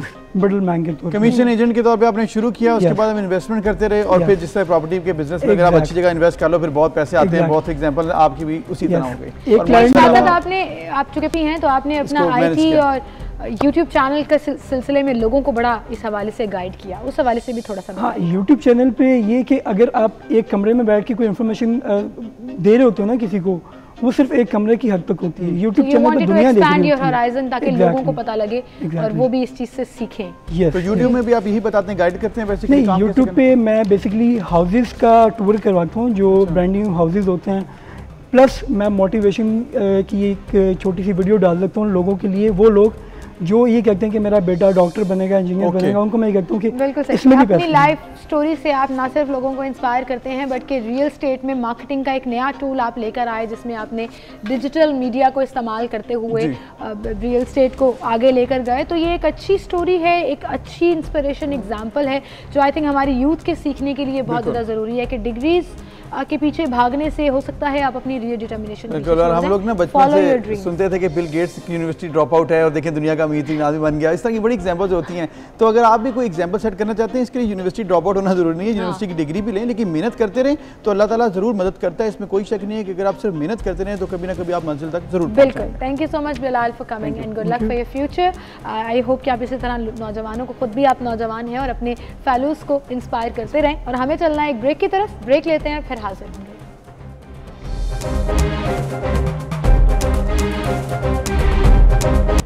Welcome back. एक बार फिर से आपको खुशामदीद कहेंगे। आलमी वबा कोरोना वायरस के सबब जहां हम जिक्र कर रहे हैं, गुज़श्ता 24 घंटों में पाकिस्तान में मज़ीद 54 अफराद जाँ बहक हुए और इसके साथ साथ 3113 नए केसेस रिपोर्ट हुए हैं।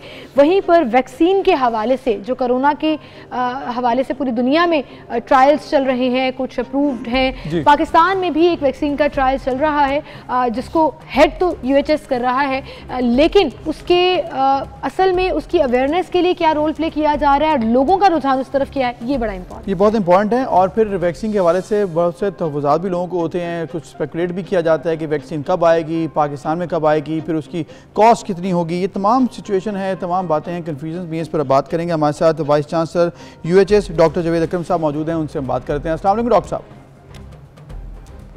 वालेकुम अस्सलाम। डॉक्टर साहब बहुत शुक्रिया वक्त देने के लिए। सर, जैसे ही कोरोना की वबा आई तो एक बात बड़ी इंपॉर्टेंट थी कि इसकी वैक्सीन कब तैयार होगी। अब ये कहा जा रहा है कि दिसंबर के एंड तक बहुत से ममालिक में वैक्सीन तैयार है, फाइज़र का नाम बहुत लिया जा रहा है, पाकिस्तान में भी ट्रायल्स हो रहे हैं। क्या एक्सपेक्टेड है वैक्सीन के हवाले से पाकिस्तान में कब मिल जाएगी लोगों को? बहुत शुक्रिया जी। देखें, अभी कोई भी वैक्सीन, तकरीबन 13 वैक्सीन पे काम हो रहा है और 13 की 13 अभी एक्सपेरिमेंटल स्टेज में हैं। अभी कोई भी वैक्सीन कमर्शलाइज नहीं हो सकी। अब मेरा ख़्याल है कि अब ये महीनों या सालों दूर नहीं है कमर्शलाइज अवेलेबिलिटी, ये चंद हफ्ते दूर है, क्योंकि जो हम भी ट्रायल कर रहे हैं ये 3B ट्रायल है और तकरीबन हम 9000 आज टच करेंगे, इंशाल्लाह पूरे हो जाएंगे हमारे वॉलंटियर।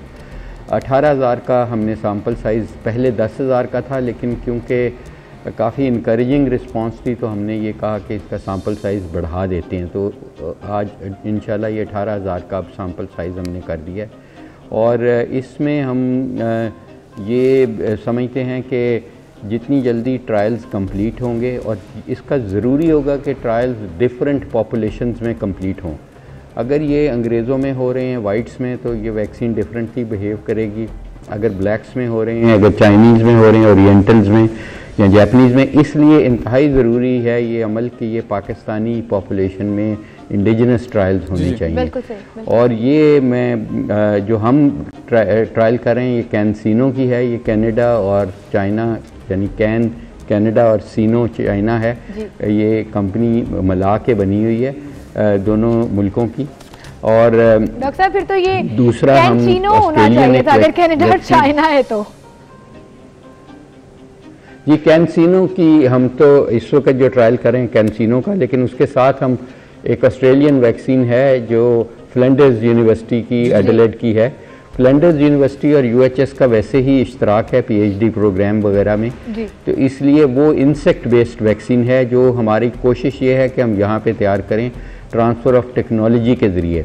सिर्फ ट्रायल्स ही नहीं करें बल्कि हम उसकी रिसर्च भी यहीं पे करें, उसकी जो लैब स्केल पे रिसर्च है वो भी यहीं पे करके उसको कोशिश करें यहीं पे अप स्केल हो।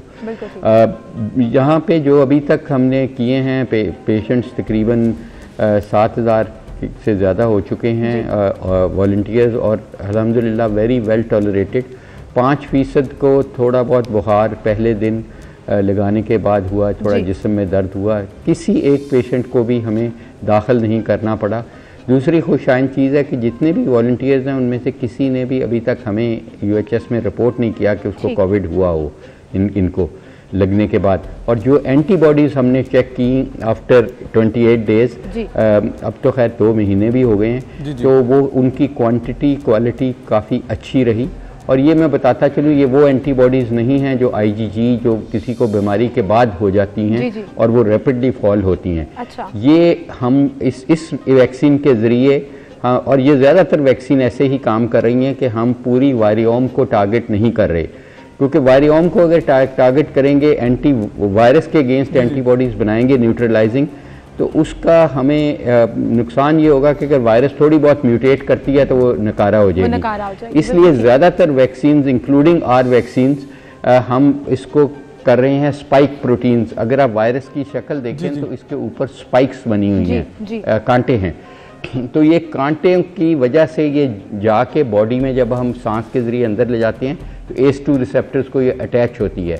तो ये कांटों को हम इस वैक्सीन सिर्फ कांटों तक न्यूट्रलाइज करती है और उन कांटों को तोड़ देती है। तो अगर आप इनहेल खुदा ना खास्ता वैक्सीन वायरस कर भी लेंगे तो ये अटैच नहीं हो पाएगी बॉडी में, इसलिए बॉडी को कोई नुकसान नहीं होगा। बिल्कुल तो इसलिए ये सेफ है कि हर सारी स्ट्रेन के अगेंस्ट काम करेगी। बिल्कुल सही डॉक्टर साहब, ये तो हो गई पढ़े लिखों वाली बात, रिसर्च वाली बात जो एक पढ़े लिखे बंदे को समझ आ जाती है। लेकिन हमारे यहाँ पर अनफॉर्चुनेटली इतनी स्टीरियोटाइप्स हैं कि पढ़े लिखे लोग भी उस चीज़ को एक्सेप्ट नहीं करते। तो कंसर्न्स हैं, लोगों के तहफ़्फ़ुज़ात हैं, लोग एवं ही कह देते हैं हमने नहीं लगवानी जी, पता नहीं क्या हो रहा है इसके अंदर। इस चीज़ को आप कितना टैकल कर रहे हैं अपनी डेली पूरी प्रैक्टिसेस के दौरान, वैक्सीन्स के दौरान? लोगों के कंसर्न्स हैं, उनको कैसे दूर करेंगे? आप क्या कहेंगे उस हवाले से? देखें, आपने बिल्कुल सही कहा। अनफॉर्चुनेट चीज़ है कि जब ये वबा आई 2019 में वुहान में और मिस्टर ली जो पहले केस थे, उसके बाद होते हुए थे इसने पूरी दुनिया को अपने अफेक्ट किया और बहुत सारी कीमती जाने का ज़िया हुआ और हो रहा है। मैं समझता हूँ कि इसका ख़ात्मा जब भी होगा अगले 2 या 3 साल में, जब ये तारीख़ का हिस्सा बनेगी, जैसे स्पेनिश फ्लू बनी, जैसे एबोला बना, तो ये वैक्सीनेशन से ही होगा जब ये वैक्सीनेबल डिज़ीज़ बन जाएगी। और अल्हम्दुलिल्लाह ये अब वैक्सीनेबल डिज़ीज़ बन गई है। ये याद रखें, ये RNA वायरस है। RNA वायरस के अगेंस्ट हमें एंटीबॉडीज़ वैक्सीन्स बनाना बहुत मुश्किल काम है। कि आपको पता है कि इसी तरह एड्स, HIV और एड्स एक VRNA वायरस है, उसके अगेंस्ट हम वायरस नहीं बना सके अभी तक वैक्सीन। इसी तरह हेपेटाइटिस C एक RNA वायरस है। तो RNA वायरसेस आर नोटोरियस के उनके अगेंस्ट वायरस, और ये भी हमारी बड़ी खुशकिस्मती है कि अल्लाह ताला ने हमें बड़ी जल्द वैक्सीन दे दी है। बड़ी दुनिया ने डॉक्टर साहब इसमें कोशिश की है और सभी मुल्क इन्वॉल्व भी हैं। डॉक्टर साहब, एक और बड़ा कंसर्न है साइड इफ़ेक्ट्स के अलावा इसकी कॉस्ट का। ये कहा जा रहा है कि गरीब ममालिक में या थर्ड वर्ल्ड कंट्रीज़ में, डेवलपिंग कंट्रीज़ में बड़ा मुश्किल हो जाएगा इसको अफोर्ड करना आम पब्लिक के लिए। इसकी कोई कॉस्ट डिसाइड हो चुकी है अभी इंटरनेशनली कि कितनी को अराउंड कितने होगी? देखें, ये तो हमारी प्राइसिंग मेकनिज़म जो ड्रैप का होगा, drug regulatory authority of Pakistan, ये उनका काम है कि कोशिश ये करनी चाहिए कि मयारी वैक्सीन आए और वो आए जो टेस्ट की गई है हमारे पॉपुलेशन में, और वो उस कीमत पे आए कि इजीली अफोर्ड हो सके और कम से कम हमारी 50% पॉपुलेशन 6 महीनों में वैक्सीनेट हो सके, तब इसकी ट्रांसमिशन रुकेगी। और मैं समझता हूँ कि इसकी बहुत ज़्यादा कॉस्ट होनी नहीं चाहिए, क्योंकि ये टेक्नोलॉजी जिससे ये बन रही है, हम बेसिकली इकोलाई लेते हैं या कुछ स्टार्च सेल्स लेते हैं, जीस्ट लेते हैं, उससे फीड करते हैं अमाइनो एसिड्स की, जिसको हम RNA रिकम्बिनेंट टेक्नोलॉजी कहते हैं, जिससे इंसुलिन भी उसी से ही बनती है, एरिथ्रोपोइटिन उसी से बनती है, बहुत सारी दवाइयात उसी से बनती हैं। तो ये सेम टेक्नोलॉजी को यूज़ किया जा रहा है। और मैं समझता हूँ कि मेरे ख्याल में ज़ाती तौर पे ये $1 से ज़्यादा नहीं होनी चाहिए। इंडिया में नेक्स्ट डोर, क्योंकि एस्ट्राजेनेका जो ऑक्सफोर्ड यूनिवर्सिटी की वैक्सीन है, वो उन्होंने एस्ट्राजेनेका को पेटेंट सेल कर दिया। तो एस्ट्राजेनेका अनफॉर्चुनेटली पाकिस्तान में है नहीं, वो इंडिया में है। तो वहाँ भी हमारी बात चल रही है, लेकिन इंडिया ने अभी ये कहा है, एक डिसीजन लिया है कि 1 बिलियन लोग जब तक इंडियंस नहीं लगा लेंगे तो वो एक्सपोर्ट नहीं करेंगे वैक्सीन को। तो इसलिए सारी कंट्रीज़ की यही कोशिश होगी कि वो अपने लोगों को खास कर तरजीहात की बेस पे जो ज़्यादा एक्सपोज्ड हैं, हेल्थ केयर प्रोवाइडर्स हैं, आपके फ्रंट लाइनर्स हैं, आपके रिपोर्टर्स हैं, ये लोग, इनको सबसे पहले वैक्सीनेट करना चाहिए। ये भी और इनमें सबसे ज़्यादा अवेयरनेस भी होनी चाहिए कि वो इस ऑप्शन को ऑप्ट करें, और जब खुद अल्हम्दुलिल्लाह वो ठीक रहेंगे तो एक मैसेज जो है वो आगे भी लोगों में जाएगा। Well, thank you so much doctor साहब for being with us, and I really hope you keep on working on this, and आपकी टीम बड़ा डेडिकेशन के साथ इसके ऊपर काम करे, ताकि ना सिर्फ लोगों में अवेयरनेस आए बल्कि लोग होते रहें और कोरोना वायरस से बच भी सकें। बिल्कुल, और इसके साथ साथ चूँकि हमने एक और चीज़ देखी है कि जैसे कोरोना वायरस फैल रहा है तो पूरी दुनिया में इवेंट्स और जो फेस्टिवल्स हैं उनमें बड़ी परेशानी आ रही है कि वो प्रॉपर तरीके से नहीं हो रहे, चाहे मुसलमानों में ईद के दिन हो और फिर जो क्रिश्चियन कम्युनिटी है वो क्रिसमस मनाती है, उसके हवाले से बात की जा रही है। क्रिसमस चूँकि अब दिन भी करीब है, 1 महीने से कम वक्त रह गया है, और फिर किया ये कि चूँकि कोरोना है तो मास्क पहना दिए जी, तो मास्क पहना दिए जी। कोरोना के वबा में क्रिसमस में हुनरमंदों ने मोमी और चॉकलेट सेंटा क्लॉज को भी मास्क पहना दिए ताकि अगर किसी को कोई I think this is a message जो उन्होंने दुनिया भर को दिया है कि क्रिसमस सेलिब्रेशंस हमने करनी है लेकिन मास्क पहनकर करनी है। और ये जो आप चॉकलेट के सेंटा क्लॉज देख रहे हैं और जो मुख्तलिफ डिज़र्ट्स के तौर पर सेंटा क्लॉज बनाए हुए होते हैं उसके अंदर मास्क है, और मास्क के ऊपर आप देखें 2021 लिखा है, 2020 नहीं लिखा। जितनी मीम्स, जितने मैसेजेस, जितने डिजास्टर्स को रिलेट किया जाता है 2020 से और सोशल मीडिया, तो उन्होंने कहा कि हमने 2020 लिखना ही नहीं है, हम we are hopeful for a new year, we are hopeful for a new thing. तो ये एक जबरदस्त चीज हो गई 2021, तो उसको अगर लुक फॉरवर्ड अच्छे तरीके से करना चाहिए, और यही दुआ भी है सबकी कि इंशाल्लाह जब नेक्स्ट ईयर। एक मार्केटिंग स्ट्रेटजी भी है कि क्रिसमस के बाद भी ये जो है ना वो सेल हो सके, काबिल फरोख्त रहें, तो अगले साल का नंबर जो है वो उसके साथ चेक्स करें। और हम ये भी दुआ करते हैं कि क्रिसमस हो या आइंदा आने वाला जो साल है उसमें जितने भी फेस्टिवल्स हैं, जितने भी मजहबी त्यौहार हैं वो कोरोना फ्री हो जाएं, क्योंकि जैसे डॉक्टर जावेद अकरम साहब भी कह रहे थे कि अब चंद हफ्तों की बात रह गई है, तो इंशाल्लाह ज़्यादा देर की बात नहीं है। वैक्सीन जब अवेलेबल हो जाएगी पूरी दुनिया में, अगर लोगों को भी लग जाती है तो बहुत बड़े नंबर में चाहिए होगी, वो हो जाए तो फिर लोग सेफ एंड सिक्योर होंगे इंशाल्लाह। बिल्कुल, इसी के साथ आपने सेफ एंड सिक्योर रहना है, स्टे एट होम। अगर बहुत ज़रूरी नहीं है घर से बाहर जाना तो घर पे रहें, एंजॉय करें, ड्राई फ्रूट्स एंजॉय करें, बाकी चीज़ें एंजॉय करें, लेकिन अपने आप को कोरोना वायरस से और अपने प्यारों को कोरोना वायरस से बचा कर रहें। और इसका एक ही तरीका है, SOPs को फॉलो करें। आज का वक्त हमारा ख़त्म हो चुका है, मंडे को मिलेंगे। अल्लाह हाफ़िज़।